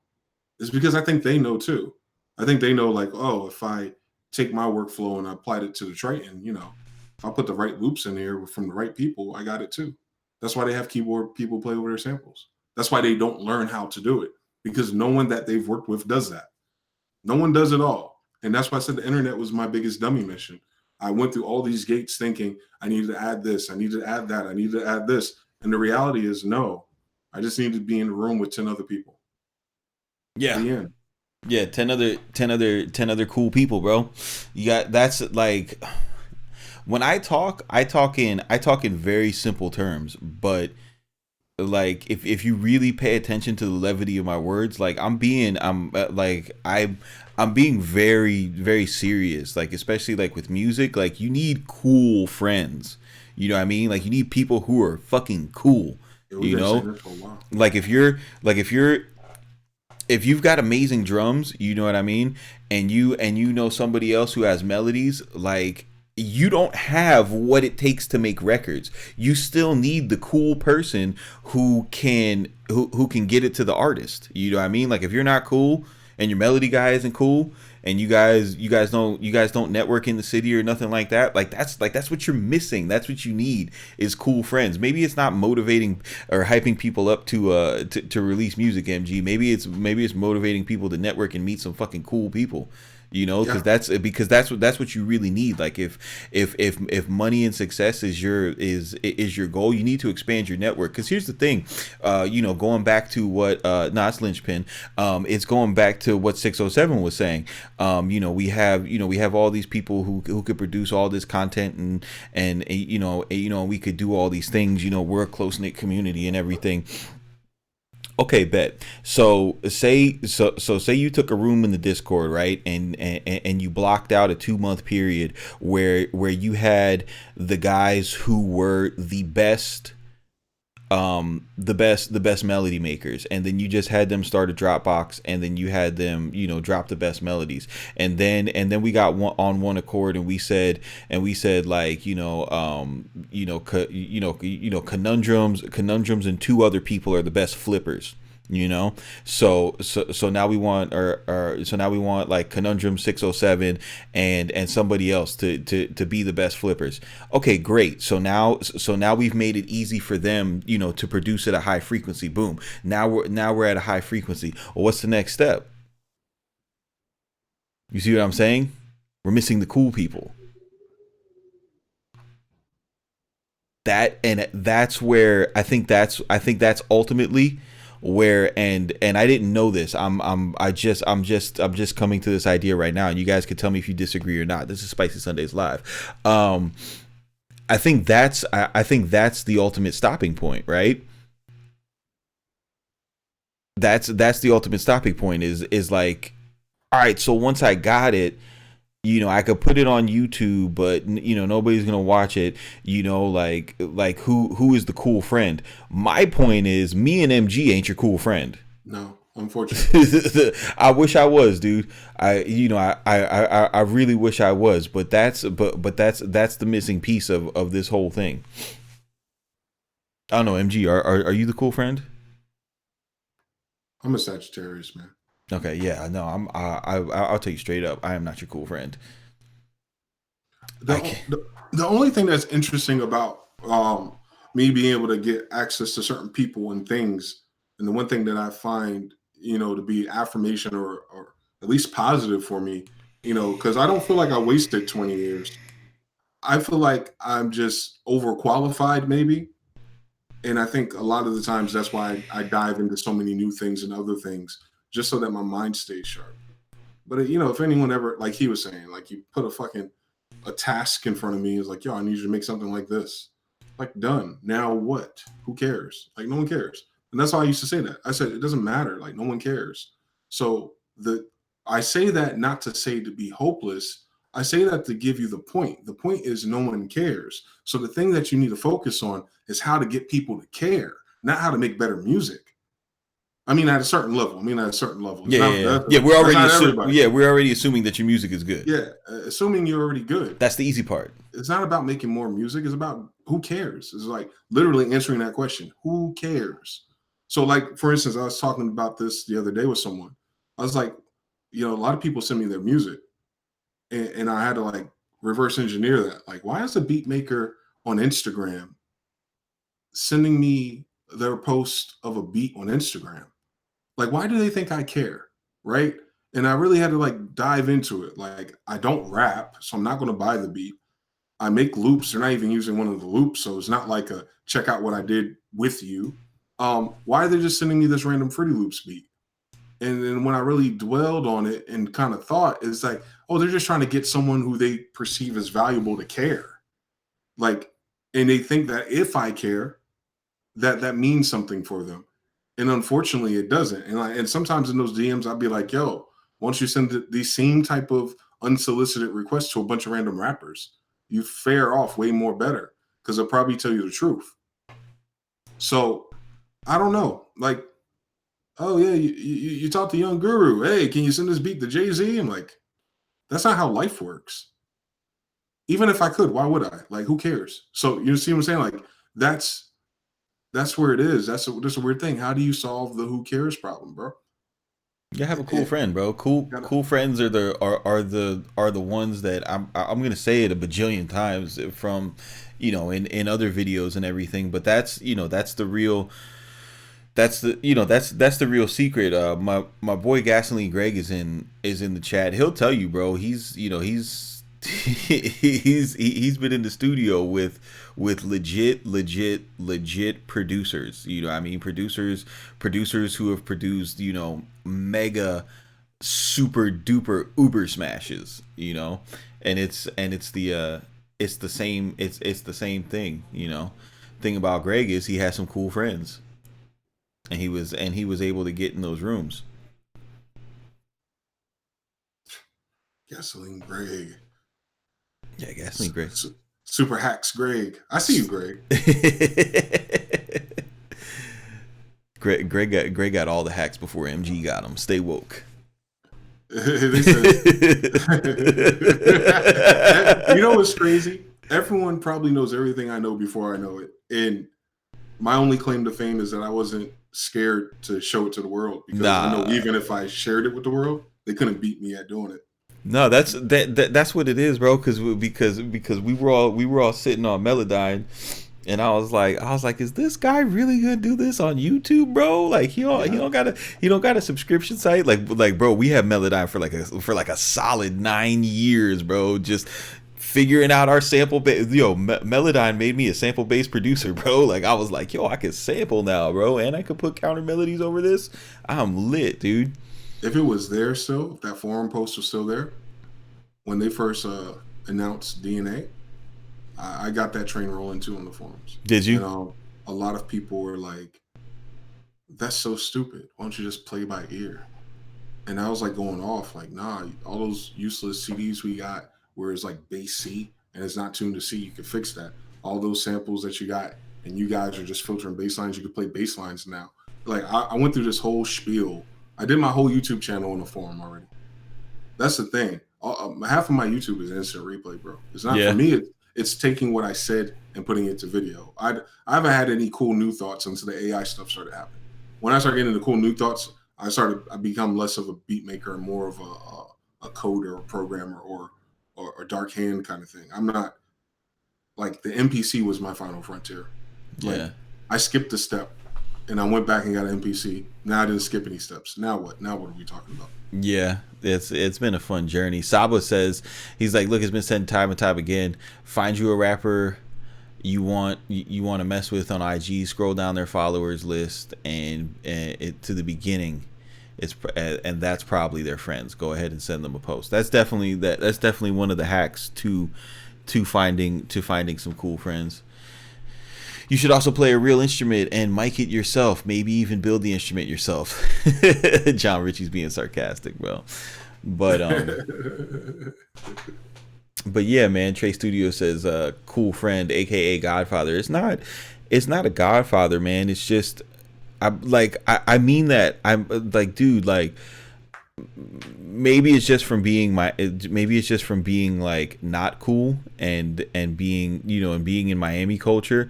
The reason why I describe it like that, but it's like, I mean, like literally like the cool kids, like the popular people, you know what I mean? The people who get invited to the BYOB parties in Wynwood, that looks like a warehouse, and then you walk through the red door and it's a super upscale fucking party. You know what I mean? like them places that I get into, and I'm like, whoa, what am I doing here? Because that shit's crazy, bro. Like that's how you meet other producers, and when you get introduced to them, and they're like, oh, okay, you do music, like come to the studio, like it's nothing. You know what I mean? It's a frequency thing. Maybe other people understand in that language. You guys don't realize how much of this is energy.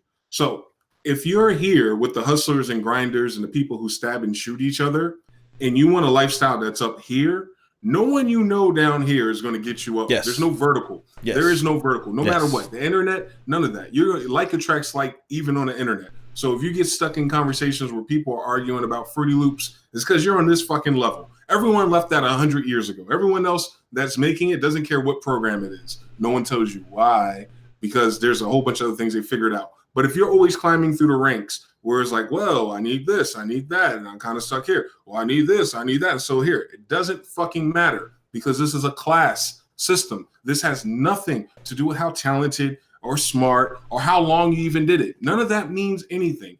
Only thing that matters in this is the frequency in which you're matched. So when he's saying cool friends, I'm also saying cool friends, because cool friends seem to transcend frequency much easier than anyone else in life because they're fucking cool.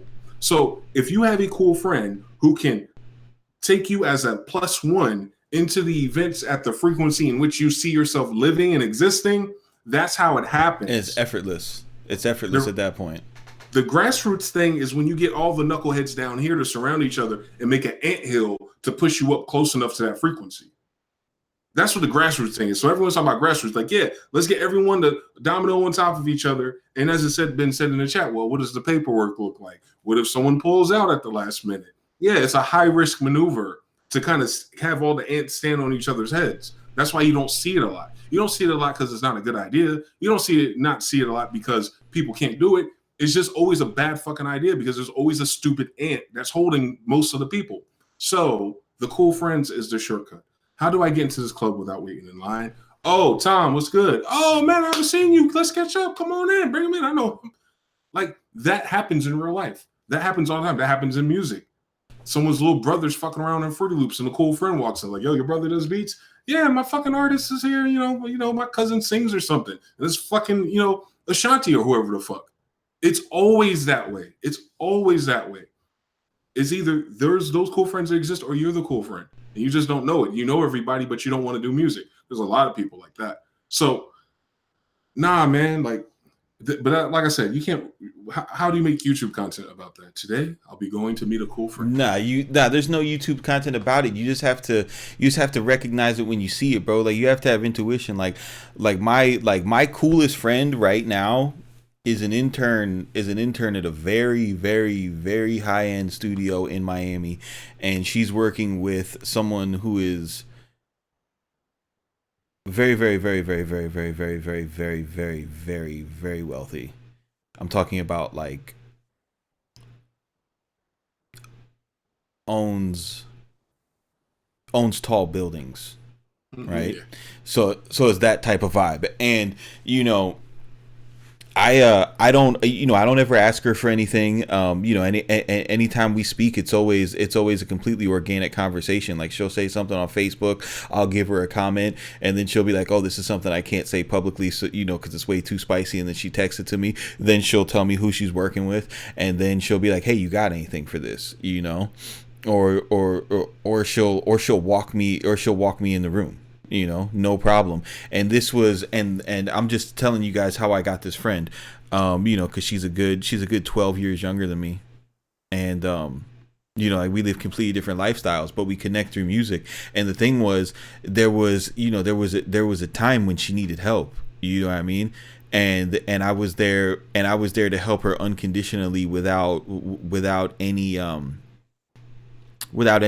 in return. And that is that's how you make cool friends in this shit. You know what I mean? Like when you get into situations and you want to talk about paperwork and you want to talk about this and you want to talk about that and you start promoting all this negativity. That's why when you see like these producer grind interviews and stuff and all the guys that they're talking like real spacey, like, yeah, it's all about the energy and what you attract and stuff like that. Like that shit's real. That's big, bro. You know, when you put bad vibes in the room, you can't make a hit record. You know what I mean? Like you can only make a hit record if everybody's having fun, having a good time. Yes. You know, and that's why you hear so many stories of hit records, the paperwork getting messed up, because that shit always comes afterwards. Nobody gets into a big boy session and brings out the split sheet right away. Because everybody knows it doesn't work like that. But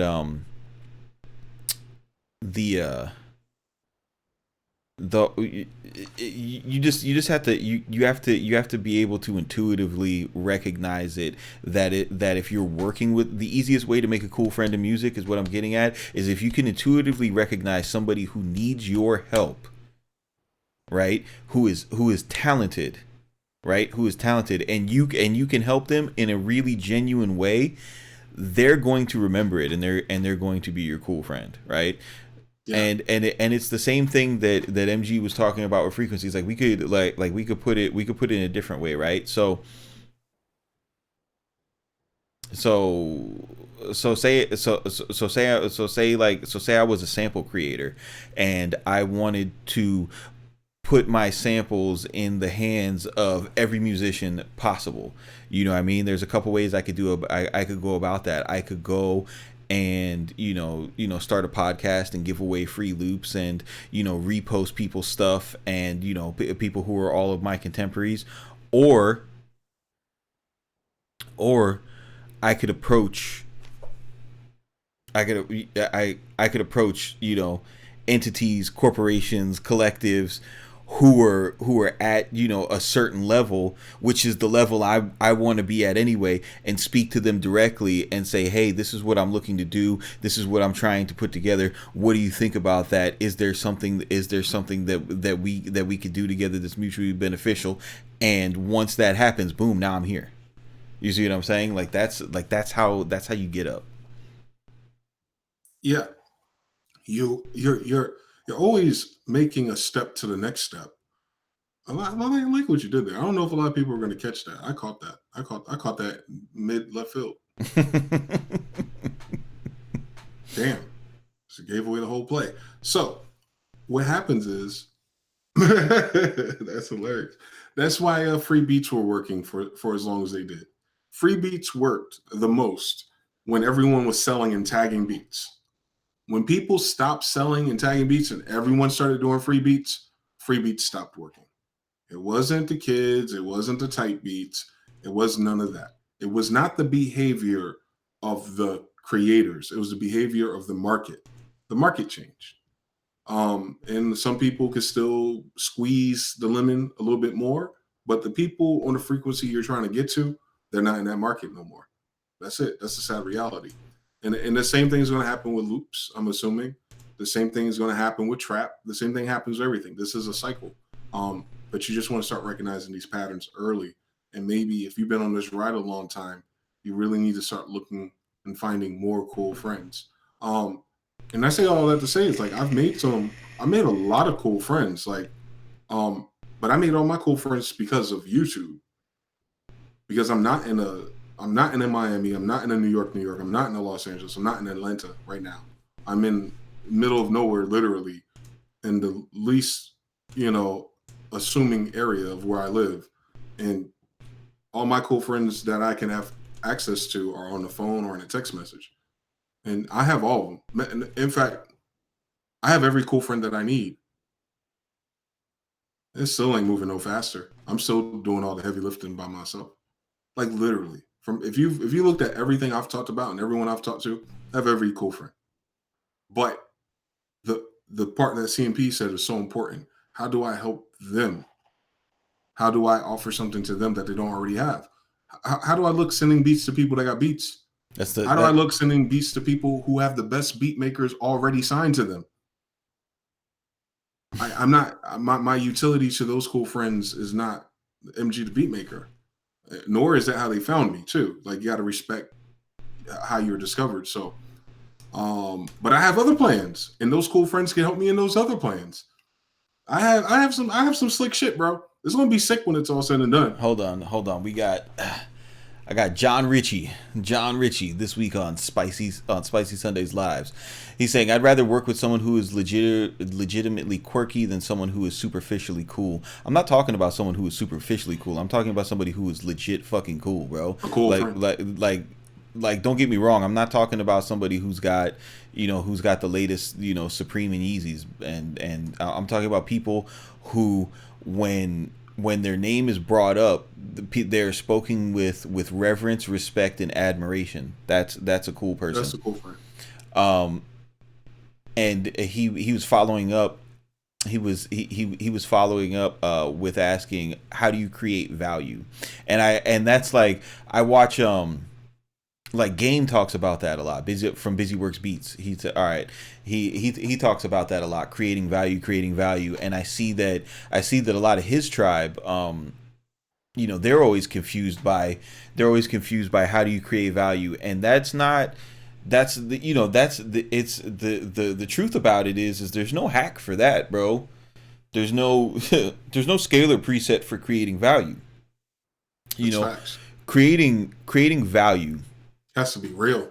Creating value has to be real, and what you have to do is you have to identify a need in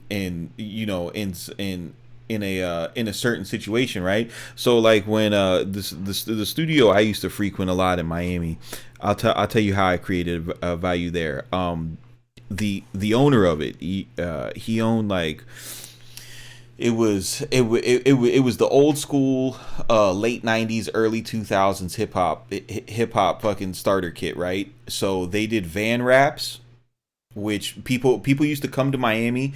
People used to come to Miami for like the How Can I Be Down, and they used to come for Miami Music Conference, Winter Music Conference, and stuff like that. And what you would do is you would come down to Miami with like a rap van. You would play your music. You would promote your music. That's how you promoted hand to hand. So he had that business in the city where they would wrap any car with album promotional material. Local record labels had cars, and stuff like that, and they would wrap the cars. Then they printed the flyers for the for all the shows and all the different events in Miami. Back when flyers were a big thing, that's all you seen on the floor was Thirsty Thursday, Grown and Sexy Wednesday, all that shit.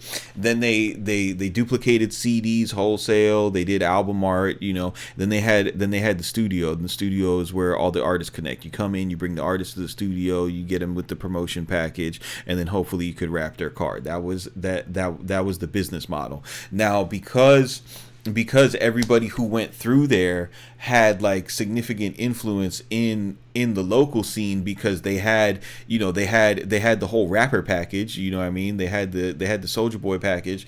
So because that's where you went to get the Soulja Boy package, a lot of people thought that by directly kissing this dude's ass, they would be able to cut deals or stuff like that. So there was always people who was trying to get close to him, and a lot of yes men, a lot of people who were very disingenuous, a lot of other dangerous type of street, a lot of dangerous type of street shit that was involved too, and I remember watching him and his crew rap in the club, and this was back when like it was all like we were going into like the Dirty South phase, and they were still rapping on like some hardcore shit. Like their chorus was, we're coming for the venom, we're bringing the venom for your cerebellum. And I was like, yo, y'all still rapping like that, bro? I want to vibe with you, bro, because I still rap like that. It was a genuine respect for their music. And I would just see I just seen that he ain't had no honest friends, like he was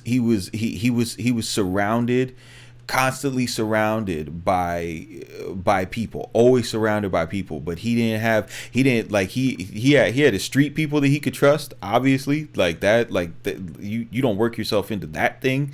But as far as on the music side of things, like he never had no music people that was never around him asking for nothing. Right. There was nobody around that was asking for nothing. So I was like, you know what? I just want to go hang out I want to learn how to work the C24. I want to learn Pro Tools. I want to see what this Avalon mic is all about. I want to try using a hardware compressor. I need to be in that studio. And then I also want to meet people to make collabs. So, you know what I mean? Like when we did our first show through his open mics, I came there. I knew that he was had a proclivity for the finest flowers, you know what I mean? So I went out and I got I got an incredible floral arrangement and wrapped it, in a in a you guys see what I'm saying? And then, we got on stage, we did our thing. I was like, yo, let me holler at you, bro. Like, I want you to have this, thank you. You know what I'm saying? He's like, oh, this is mine. Yeah, take both of them, bro. Like, I'm straight. I don't even smoke. Just talking. And then he's like, yeah, come by the studio. And I just sat, watched everything go down, seen how everybody moved, seeing how people were, kissing ass and shit. And when he asked my opinion of a song, I told him that it sucked, because it wasn't that good, and because everybody was kissing ass. And he's like, what do you mean, bro? And I'm just like, and then I verified my opinion. I'm like, well, I mean, bro, like da da da da da da da da da. And he's like, yeah, you think so? I'm like, yeah, no, I really think so. He's like, what would you do to make it better? And then I said, dude, I think you could do this, and I think it will work. And they changed it, and it wound up being better, and everybody wound up liking it. So I became the person who could come into a situation and say the thing that everybody might want to say, but they're not gonna like, and he could depend on me, for an honest ear, which is super valuable when you got a whole bunch of people who want around having free shit. After about 2 months of that, anytime I needed to go to the studio, it was free. And this is back when shit was $120 an hour. You know what I mean? Anything I needed was free. If I needed to get on the show, I could get on the show. If I needed flyers, I was paying cost. You know what I mean? If I had a friend who needed a van wrapped, you know what I mean, he would split the profit with me for bringing the business with him. Once I learned how to work the board, he was like, hey bro, here are the days that I don't have any clients. Go ahead and bring some clients in if you want, Chico. And I'm like, all right, what do I owe you? Oh no, that's nothing, bro. You good. Value. It's not, you have to think outside of your actual music. You know what I mean? You have to look at a person and be like, what is this person missing from their situation?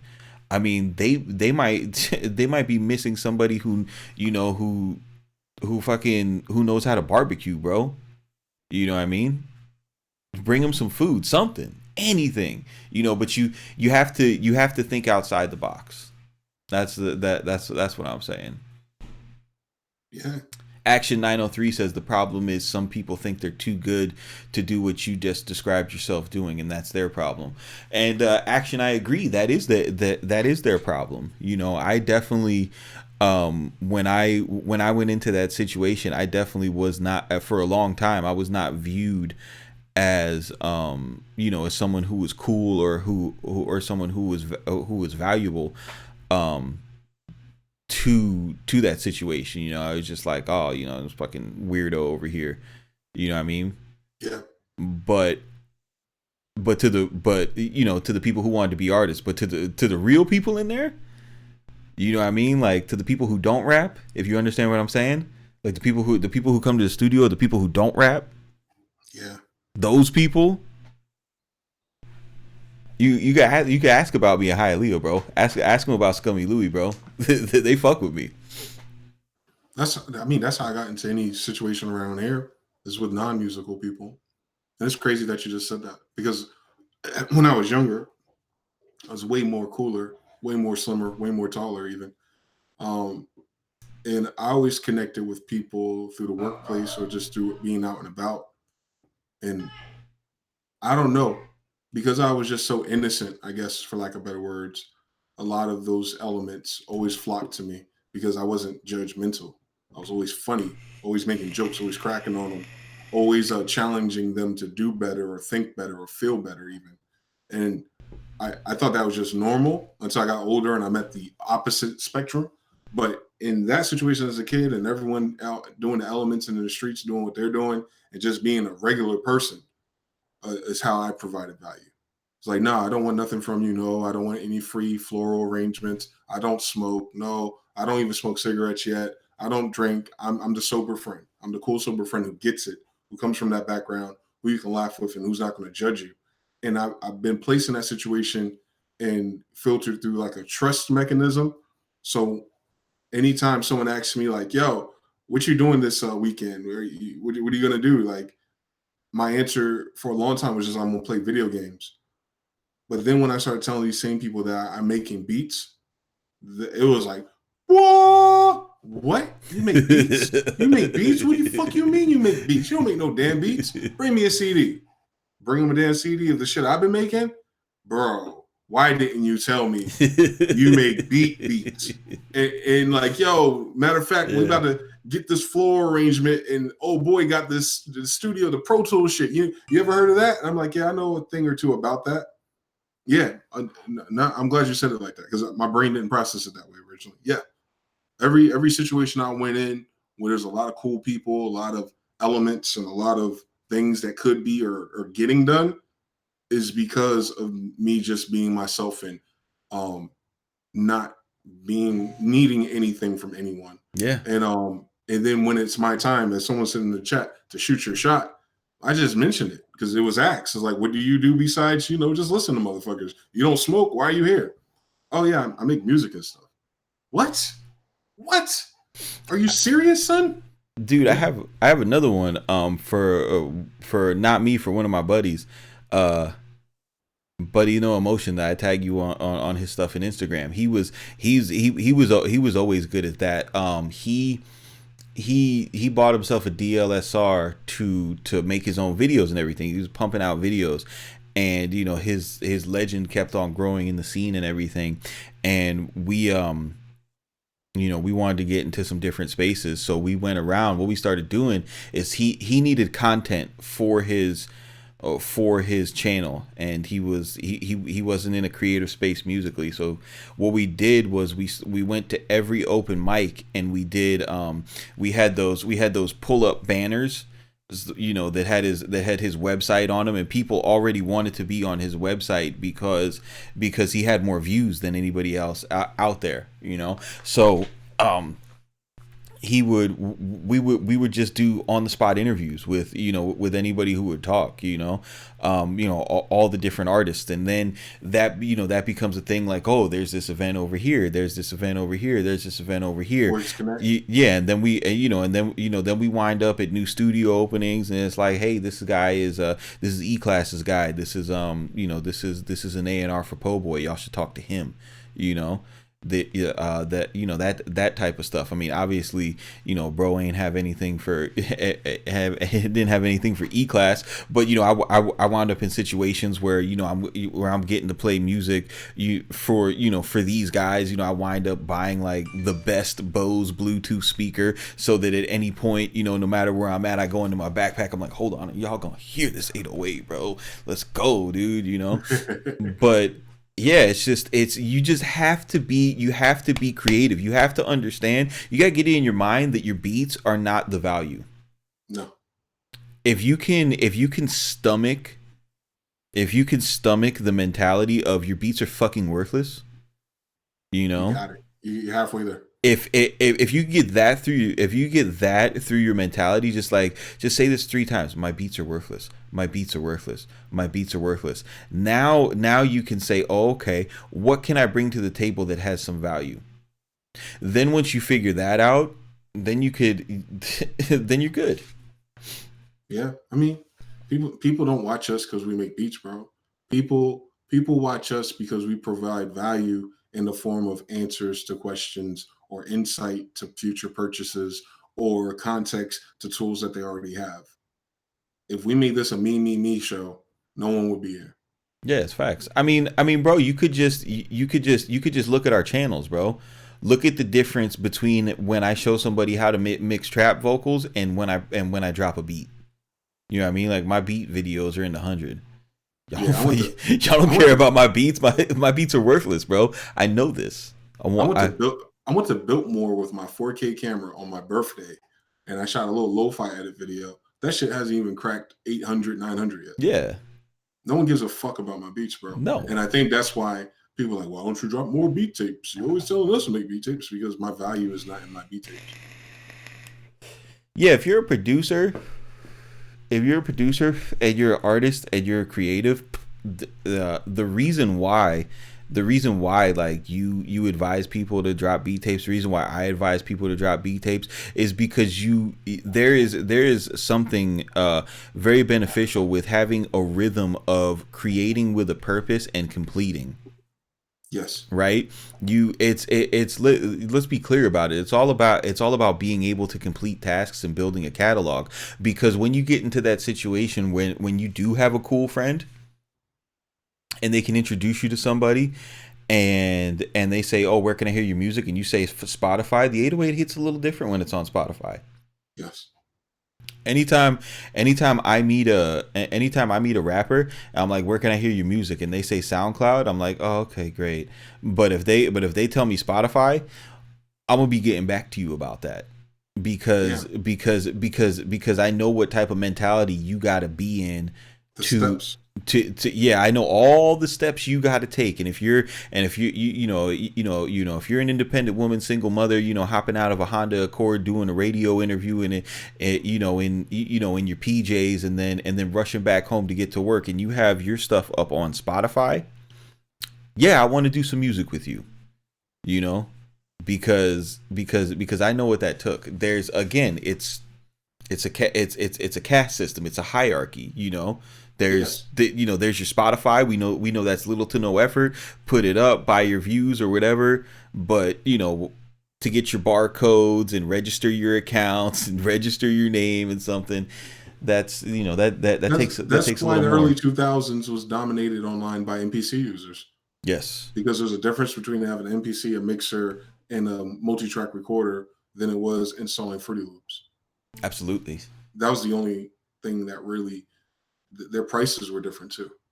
Absolutely. I don't think Fruity Loop Beats price ever went as high as MPC Beats were or are in that era. So it's a social class.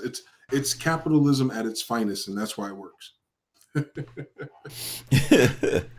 Big facts, bro. Well, you got any more spicy takes? No, I think everyone's just having their come to Jesus moment. I think everyone gets it. DJ Rebellion just stepped in. He's listening. What up, DJ Rebellion? Everyone is like, you must give first before you can receive anything in life. And one sacrifice of time and sacrifice within the right context can be investment towards developing value. That's Filthy. That's AKA J Mac. Scorpio's in the building. Yeah, I think everyone gets it. Hard work pays off, whatever that means, right? So people get it. And remember, guys, I really want you to go back and listen to Astro Worlds. Understand that if beat creation becomes very simple, the way that you're going to add complexity is by changing the beats. And with that, I would like to tell you all to keep it simple, but do not be basic. And we will see you on the next one, fam. It's MGtheFuture. You know what I'm about. Peace.